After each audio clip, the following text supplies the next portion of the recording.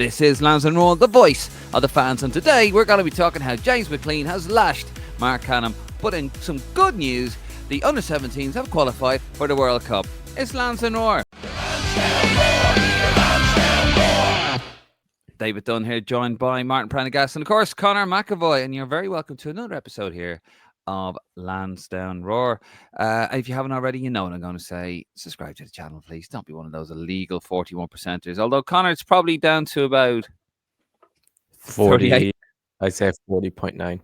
40.9. So don't watch the stream illegally. Subscribe to the channel if you wouldn't mind. Also, head over to our Facebook, Instagram, and our Twitter account. And if you want opinion, head over to lansdowneroar.ie. That is lansdowneroar.ie. Right, chaps, how are we? Who's coughing and grunting there in the middle of my intro?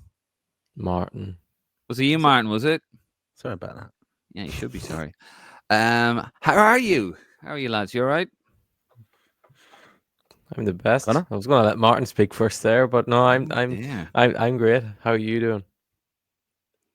I am well, thank you. Martin, you're very quiet. You were very vocal during my intro there, coughing and spluttering, but you know. I'm all good. I'm all good. Great news for Irish football, as we're going to cover. But great news for me, my local team, Enfield Town. We have signed an Irish player at long last. It's something I've been saying to the club.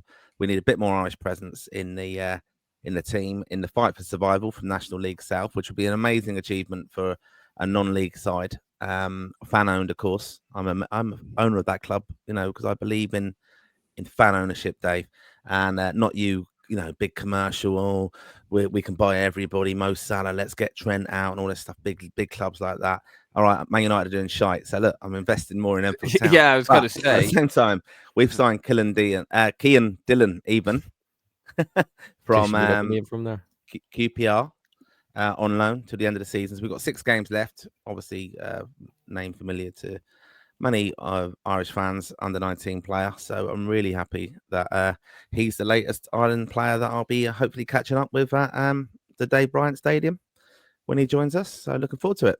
But that was the happy news I've had after a very eventful international week. Okay. Connor, don't really. Connor, you know him, don't you? Connor, you know him. Yeah, he's a good player. He will hopefully add a lot to Enfield Town, and it'll be I'd imagine his debut will be this weekend. So it'll be his first full start in an official men's league game, because he never really played for Shamrock Rovers first team. I'd imagine he played a Leinster Senior League game or a Leinster Senior Cup game, and like maybe a couple of appearances off the bench, but he was never really a first teamer. So it's a big opportunity for him, and QPR is a big step. So hopefully he will score goals and keep Enfield Town up and keep Prendy happy. Yeah, that's it, mate. And because it's really important, obviously, just with these players as well, when they're on loan at a club like Enfield Town, part of the thing is, he'll be on a wage, of course, but we have to play them. If we play them, we don't have to necessarily pay them. Does that make sense? QPR will do the whole business. If we play them, then the club, it's part of the loan deal, is you have to play them. That makes sense? All right. It's like if you bring them in, you don't play them. Pay us from then the club go, we'll bring them back. Why you got him? They're not going to. He's not training week in, week out. Well, he will be training with Enfield at some times, but he will be predominantly with QPR still. That's how it's you learn something new every day, don't you, Dave? Yeah, that's what you tune in to this podcast for. Enfield Town. Well, I'm happy for you, Martin. Very happy for you. But of course, one person who's probably not, one person who never seems to be happy is James McClean. And the person he's not happy with, of course, is Mark Canham, who sat down with RTE and had a little chat there. Now, that's a screen grab from James McClean's Instagram. So there he was, chatting away. They was talking all things Colin Healey, Irish football. He was also talking about, I think, the academies as well, the League of Ireland. Connor, you're going to update us on that. But this is what James McClean had to say on his Instagram about Mark Canham. Actions are bigger than words. Also, on the growth of the game in Ireland, are they expecting to just rub a magic lamp or something? Change doesn't happen without better facilities and academies. That doesn't happen without investment. Investment doesn't happen without action. You want a stronger international team? Then it starts with a strong domestic league, which requires the above. Otherwise, we as a nation will always be playing catch-up.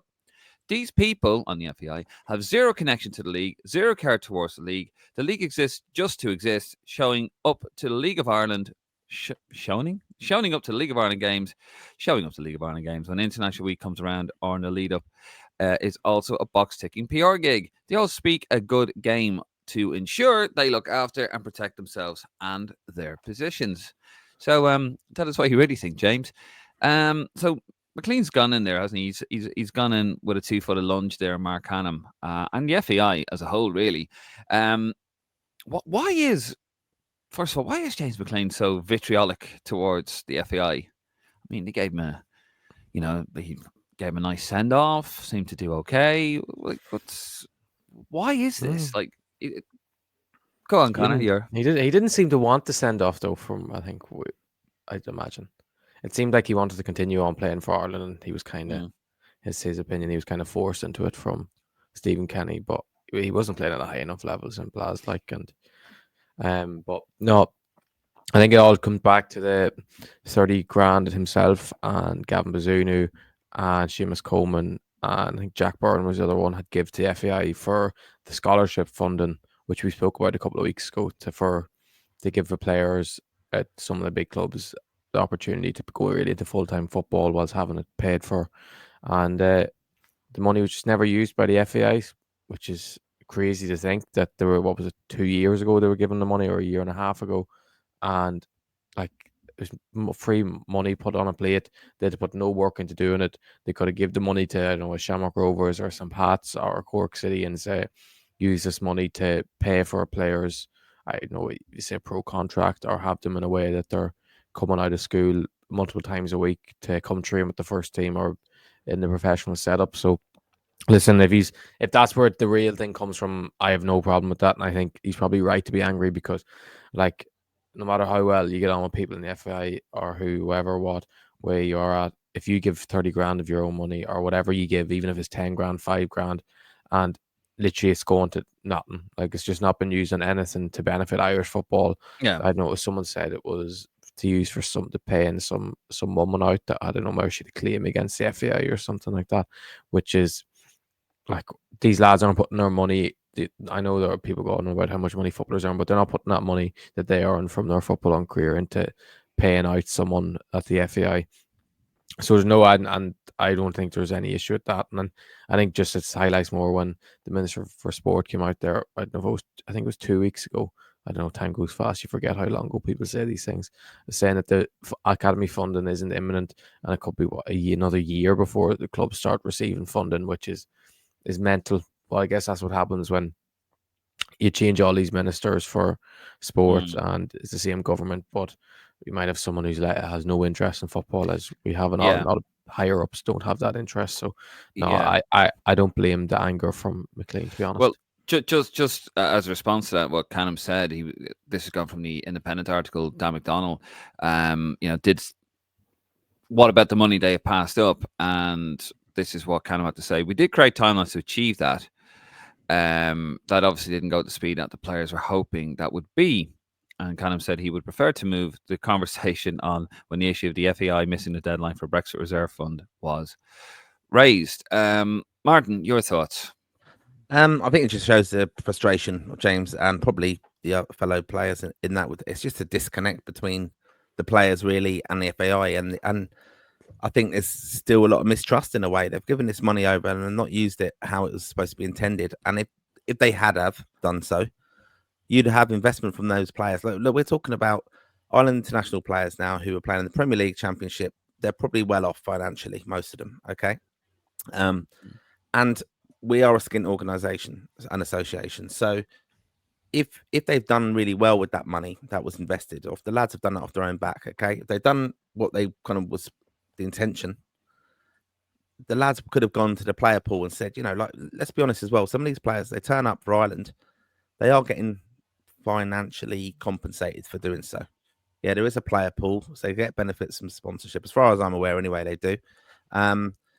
All flights are paid for, which you'd expect, giving up of their time, playing for their country is a huge honour, but they are financially benefiting to some extent as well from all these sponsorship deals and things. So, the lads, they don't maybe need that. So it could have been a case of, a leader within the team. So, like, for example, Seamus Coleman could have said, look, lads, we're going to give a percentage of every time we have a game that some of this money is going to go in to help the future of Irish football. That would have been a fantastic initiative if they've done that. But I don't think they're going to ever do that. while there's no trust in the association actually applying it for what they wanted to do. So there's a lot of frustration from these players as well. I think James is quite a big personality, as we know, very opinionated, absolutely no problem with that. And he's right to call it out, as Connor said, when things haven't happened as they should have. But I'm also thinking it goes back to just the mess of the organisation and the association, right? It is worrying, though. You can't keep coming out. You can't keep hammering them all the time. And it's just, in a way, I'd love to see actually, I know they probably wouldn't have the time for it, but really a player's rep or someone being involved, if they want to do that, you've probably got to put someone in the office in Abbottstown and say, this is what we want to do with this money and make sure it happens. You should be counting on the FAI having someone to do that, but they obviously haven't. And it's the same with that Brexit funding as well, where they've missed that deadline. It just seems probably short-staffed or whatever, I don't know, but just people aren't doing what we need them to do, and that's going to impact on the players. It is quite worrying when an ex-player is coming out and saying this about it. So you don't really see that too often, like it does kind of worry when you have somebody who has been long associated with the FAI for a number of years, probably back to 2012, I think it was. So 13 years. Well, 13 years. 13 years ago, I should say. So he's had a lot of experience with the FAI. He's gone to 2 tournaments with them. It's very, very worrying when you hear a player like that come out about that, and just like the lack of trust that appears to be. And I know James is only speaking for himself, but you wonder if some of the other players feel the same way about it. But yeah, I mean, it's a key point though, Dave. That is James McClean keeps coming out. He's a big personality. He's opinionated on Instagram and all his socials. His comments get picked up by mainstream media. So it gives the public that perception that, oh, well, is this? They still haven't got the house in order. And that's not going to help the FAI move forward in a sense. And I think that's what really, it's a little bit like the Stephen Bradley situation where he's criticising Mark Canham and the FAI for lack of engagement with the League of Ireland. Yeah, is you just need to get them in the room and go, look, stop hammering us in the press. Help us actually do it. But we haven't got the money to pay you for it. But help us. But don't keep hammering us. No problem with him hammering them. But that can't be helping us in the public domain. Like, people aren't going to invest and go and come and support Ireland football still because they're just still seeing these negative stories about it. And I'm not criticising James for that because I think he's right. But it's not a good news story for the FAI. And I just don't know what the kind of agenda is. I think there is a lot of, look, we've seen with the women's team, Mark Canham's been under a lot of scrutiny here. He seems a very high profile role within the FAI, as we know, director of football. He's bringing in lots of introducing lots of changes, which you're never going to please everybody. So you're going to be open to that criticism. But I just don't know what the objective is from all that criticism. Are they just wanting Mark Canham just walk out the door and then just so because it's a constant news story? Like, where do we go if Mark Canham goes? I'm not saying Mark Canham's the solution to everything, but I'm just saying, what do people want from it? Like, all this criticism of the FAI. They do seem. What do they want? You're criticizing, but you're not actually giving a solution. They do seem to have put all of their eggs in one basket, Connor, haven't they? With Mark Canham, they put all their maybe not all their eggs in one basket, but they put all their belief, all the trust into this guy to sort of fix the grassroots in Ireland, and it's rubbing a lot of people up the wrong way, rightly or wrongly. Yeah, it is, and I think the big thing people have that annoys him is just the lack of communication. I know, Martin, what you're saying about the PR sort of thing and people constantly coming out against the FAI, but I'm sure it's not very hard for someone to get James McClean's phone number and get Mark Canham to give a phone call to him and explain the situation. And it seems like even with the scholarship scheme that the lads put the money towards, it seems like there was just been no communication to say, oh yeah, we haven't used our money, what's gone towards, why we couldn't use. It just seems like it's just been ignored and it's just been nothing said of it. It's just that the money's been left there. So it's very frustrating for them. But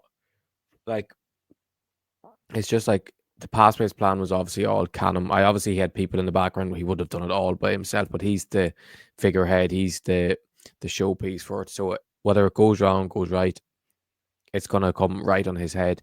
And it seems like the FAI are, no matter what, they're just going to back him with this and go with this. And whether it works or it doesn't, he's not going to be either let go of his job, which I don't think anyone expects, or they're going to give up on him, or think change plans last minute, because it seems like they, in fairness, they have a lot of belief in this pathway system would actually work, and that it will transform the Irish football society. But like, was kind of time we have to start seeing it, and like the Brexit funding that they missed out on was huge, which was just ridiculous how they just didn't do whatever the forms was, or to get it done in time.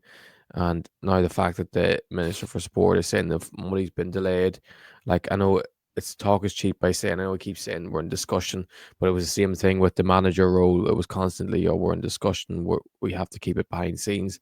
Like, it gets to a stage where it's like, come on, like, it's just, we want to see things develop in this country. We can't have everyone falling out with each other, or even if, like, because I wouldn't even, if he had a conversation with James McClean and nothing of it was made public and no one even knew a conversation had, but that took away from James McClean in the next 6 to 12 months, putting more of these Instagram stories out, giving out about Cannon. But if he's able to have a good relationship behind the scene with the likes of McClean, that could benefit people in the long run, because people will obviously, I'd imagine you'd have a few people might go to James McClean and think, oh yeah, what's your thought process? And I'm looking maybe to invest money in the FAI or put money into a sponsorship fund for something. And if he's given an opinion, I say a lot of people would backtrack on it. Or if he give a positive one, they might go ahead with it. I think that where he's making so many changes, and it is in his name in a sense, and I know he's not solely the person responsible for it. My concern, as I've said before, Dave, on the show, was that, Mark Cannon walks away tomorrow. Where are we left with? Is the infrastructure in place of what we're going to go through with his plan, whatever? Like, it doesn't just, we've heard about these development plans before. Packy Bonner drafted one 15 years ago. So we've had all these plans. So it's actually the implementation. And if Mark Cannon went away tomorrow, what happens? That's what I'm concerned about. But I think the key thing is, when you're trying to get people to invest financially, but also engaging with the changes you're trying to implement, you have to communicate. And I know he did a little joke during the week when he was talking on that media briefing where he says, oh, everyone knows I love a PowerPoint presentation. And that was basically a little kind of acknowledgement that Stephen Bradley, again, calling him out of, then you're not really a football man. This is a business kind of plan in a sense. But, I think he does have a football background. I would like to see more engagement with these high profile key stakeholders, if you want to use a kind of business analogy. So you do have the investment in them, and he's got to really communicate more and not be hidden away. And not necessarily saying that he is, but just we want to hear more from him. So he's not getting that criticism from them people. So he has to have, everyone should be singing off the same hymn sheet, just to trust the organization that this is what we're going to do. So the senior pros, when you come in, give them some, they might not read it, but at least you've given them an opportunity. Just say, look, if you're asked about the development of Irish football, this is what we're putting in place in Irish football. For example, like Rusha Littlejohn is very critical of the development now. And I know she's back in Ireland, which is fantastic, but she's very critical of the kind of pathway for young Irish girls to get into football and develop into the senior squad, and quite scathing as well. She's like the female James McClean, basically, with the Irish team. To be honest, she is, but has some very valid points. But it ultimately comes down to investment, and it's investment, again, as I said, financially, but also emotionally and supporting the association. It's just amazing to me, like, in Irish football, it's never dull. There's never a dull moment. There's always a row around the corner. I've never known everybody is just happy. There always just seems to be fighting in the league with the FAI, inside the FAI, inside the players, the management and the players, the management and the coaches. There's always something going on. It's actually getting quite tiresome, to be honest with you. It is. The other thing I'd say on this, though, is, we have a board of directors now at the FAI. That's it. Because of the situation that developed under Delaney and the bailout of the association, government funding coming in, they had to put in place that kind of safeguarding kind of board of directors. Now, those people are obviously elected to the board, but there's really only one football person in there, Packy Bonner. And I know he's not above criticism, because people are saying, well, Packy Bonner played 35, 40 years ago. How in tune is he with modern football? And I do understand that point as well, but I think he is a big personality within Irish football, because this board is all basically listening to Packy. And that's my only worry, is we're not going to get out of that anyway without significant investment, because we need the government's help, of course. But, you've got Packy really being a very key role there. David Carell has come in as the CEO, and then you've got Mark Cannon as director of football. and they're answerable to a board of directors who, let's be honest, a lot of them won't have a clue about football. They're not. They're business people in the background, or their experiences of board level, of board administration, business administration, because we have to have our house in order to get the money from the government from that way. But all these football decisions, actually, I think when you look at it, I think it will be the key personalities, as I've just mentioned, the three of them are going to be responsible for Irish football going forward. And you do need that investment. I just find the whole thing, as I said, frustrating. It's like we never seem to. There's a lot of wealth in Ireland. There's a lot of wealthy, powerful people, powerful companies, and I always think, like, why aren't they getting involved? The FAI, why aren't they investing? Why don't we have? We have a bit of a hole at the moment in Irish football. Like we need out of the box thinking to develop the league. I've gone on about that before, where you could get players to come in who have made it. Could set up a pool to help fund. They could build, I don't know, a dressing room for somebody, or a towards a stand, or for grassroots, or a pitch, or replace them. And it just seems to be all over the shop, a lot of infighting, and it's very frustrating. And speaking of communication, obviously now he spoke, Canham, about obviously the Colin Healey situation that's going on. Just to read up a little bit about this, he Canham insisted Colin Healey's axing, who was of course part of the Irish women's team setup. He said it was the right football decision, but he regrets how it was played out. So he says, obviously Healey, whose wife Kelly passed away last April, he went public in January accusing the FAI of reneging, easy for me to say, on agreement, and saying he would lodge a complaint of his treatment. That's still ongoing, apparently.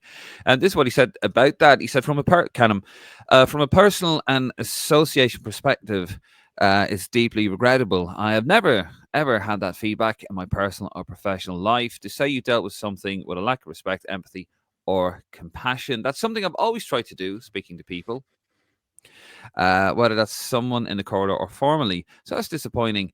For me and the association, that's regrettable, and someone who left the association felt that strength of feeling and was so hurt by the process. I have deep sympathy for his own personal situation. Of course, it's really regrettable that it played out the way that it did. From a football perspective, I stand by the process and decisions. No assurances or guarantees were given to him or his representative.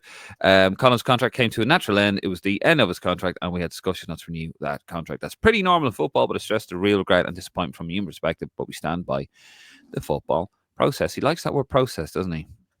He does, yeah, and he's been very clever there. It's like a very because Colin Healey probably does have a I imagine HR application or something like that for how he was treated unfairly or whatever. Obviously that I think I don't know, it'd be interesting to see how that plays out. I think two things will happen. I think it will just be kind of buried. There'll be a compensation, an apology some way. This was kind of part there for that. But it's an interesting one because he's been clever there with use of language, and I think lots of learnings from it. Very, very, saying about being personable and things like that.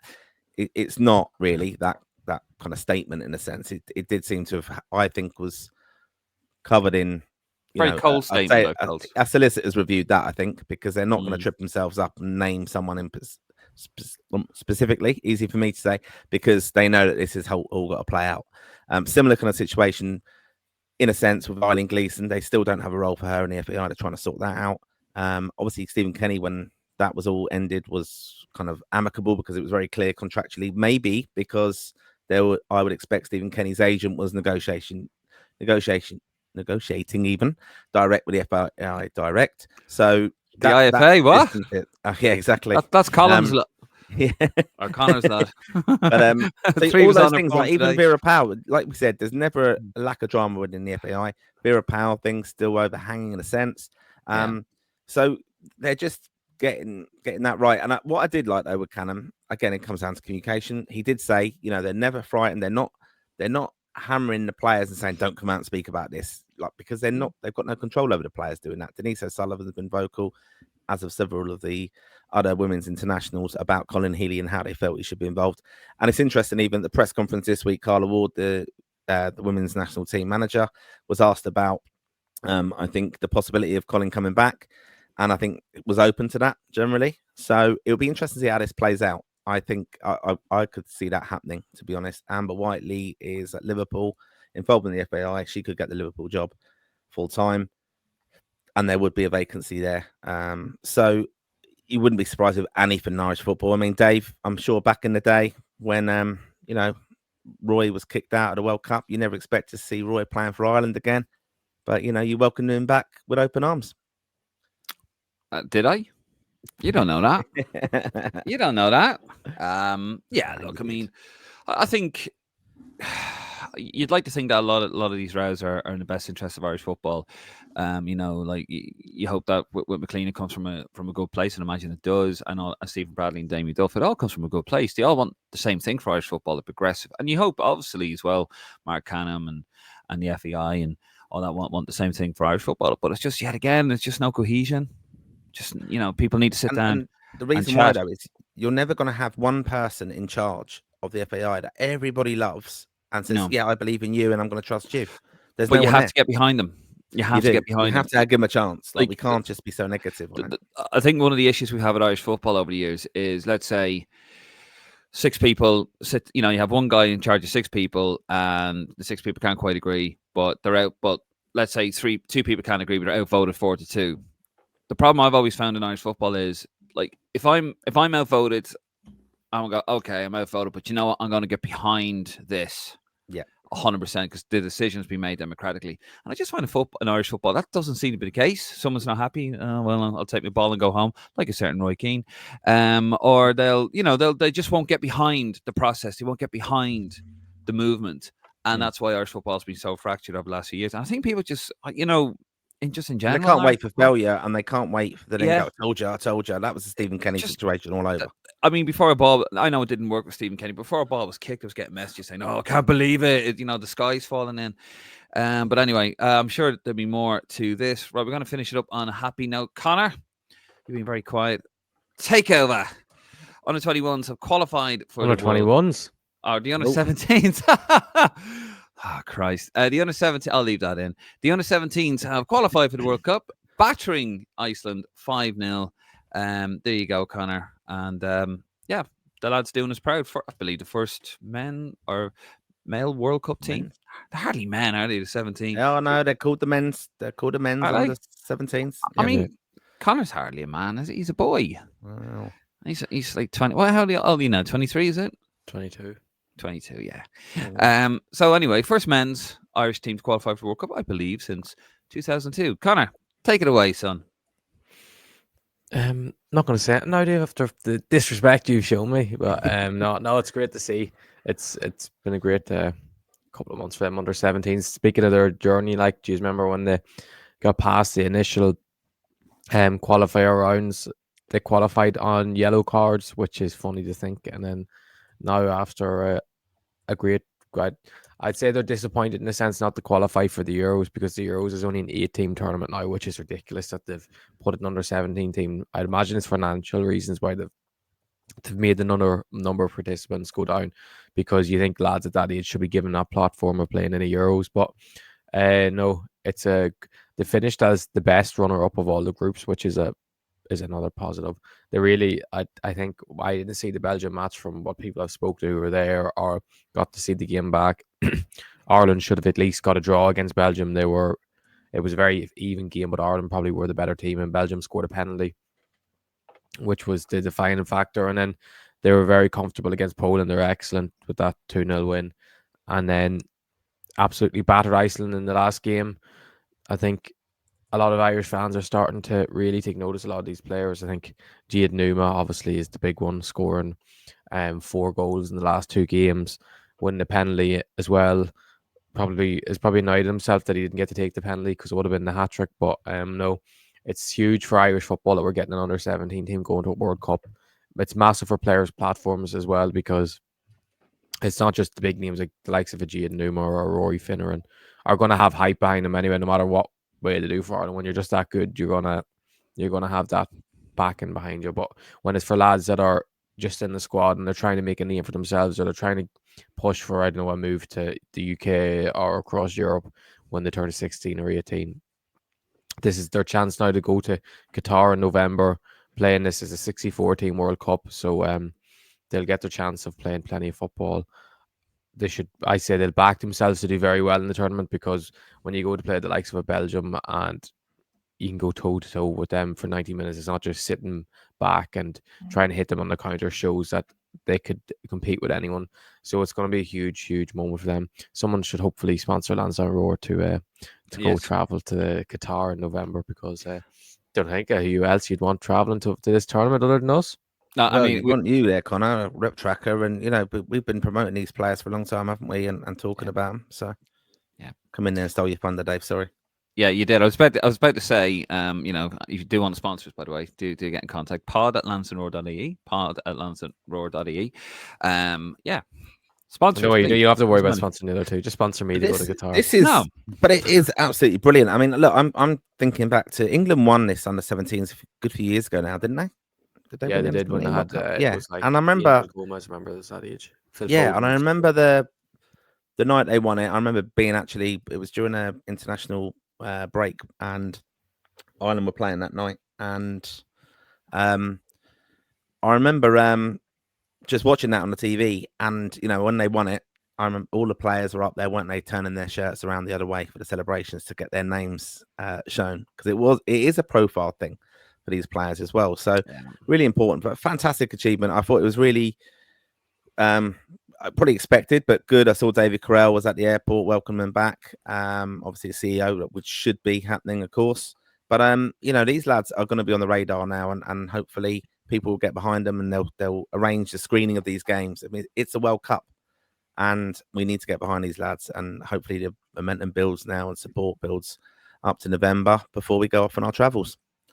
Yeah, thank you to our sponsors. Thank you. We'll see you in Qatar. Martin, we'll leave David home, because I know we don't want sponsors paying too much money, so we'll leave David home, and two of us will go. You want to offend me with cash? I'm okay. Don't worry. I'm reasonably priced. just leg room. That's all. That's all I ask for. We could fit Connor in the fucking suitcase and put him under the hole. Give you an oxygen mask. You'll be fine. You'll be all right. When's the draw for that, Connor? Is the draw done yet? No, the draw won't be done anytime soon, because I don't know what way it's working. I don't know whether the other associations, I don't know whatever have. I don't know, CONCACAF, whatever you call all them ones and all. I don't know whether whoever's qualified from there has been decided, but no, there hasn't been no sign of a draw as of yet. I'd imagine I don't know what way they'll work it. Maybe they get one team from each continent in their group or whatever. I don't know what way they'll work it, but it'll be a good one now, because it's something that we've never had as a country with an underage team, really, in my lifetime anyways, of a team going to a World Cup and something different, playing against lads from all different styles of football and different things. Finished third in the last World Cup, Youth World Cup, I believe he played in. 99 was it? Yeah, I think it was. Yeah, I finished. Oh, let me just World Cup. Let me just. But again, like that's the key thing for our under 19s, under 21s. We've said as well, they've got to be playing in tournaments and getting that experience, and even that time of being away with each other and the bond. And I think I said on a show a few weeks ago about, when you do look back, sometimes sadly I am looking at you might see a match program or from an under 21 game or under 19. You're just you don't really understand how the lads have played together for years. I saw actually St. Kevin's put up a team photo the other day, and Bosun's in it and Evans in it. It's unbelievable. Like, you don't want to get in trouble. It was Bill who posted Irish Football Blog. He'll be watching this and he'll give you a lot of right. That a lot of professional lads are going to be professional footballers, but I just have to correct you there in case Bill, because Bill will be watching and Bill will not be happy at you, Brendy. Sorry for not mentioning who put the photo up, but there's a few in it. Where Nathan Collins, was he in it? No, he's a few years older. But older. There was Sean Grehan as well was in it. That's it, right? So there was a good few lads that are playing professional football, whether at home or whether abroad. So no, it's funny when you see these teams and you see how even the schoolboys teams, you'd wonder whether Ireland is one of the countries across Europe that I'd say has the strongest schoolboys teams. I would say probably because you see these lads going these schoolboys teams competing against all these academies, and then I'd imagine the academies or schoolboys clubs across Europe and England wouldn't get the near amount of talent they get. Yeah, I suppose it's just because the smaller kind of area, I think, because I know that years ago, who was the famous Geordie team? Was it Wallsend Boys? Was that Dave? Would you know that in Newcastle?